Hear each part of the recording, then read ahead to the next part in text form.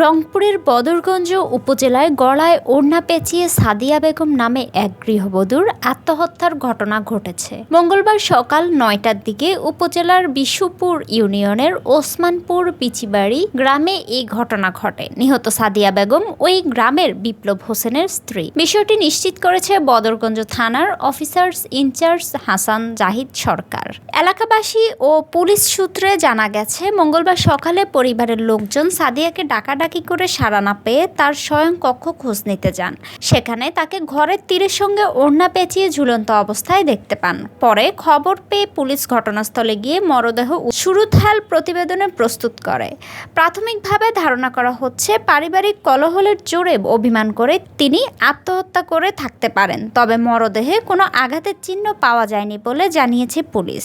বদরগঞ্জ থানার officers in charge Hasan Zahid সরকার বলেন, বিশুপুর ইউনিয়নের এক গৃহবধূর মৃত্যুর খবর পেয়ে ঘটনাস্থলে পুলিশ পাঠানো হয়েছে।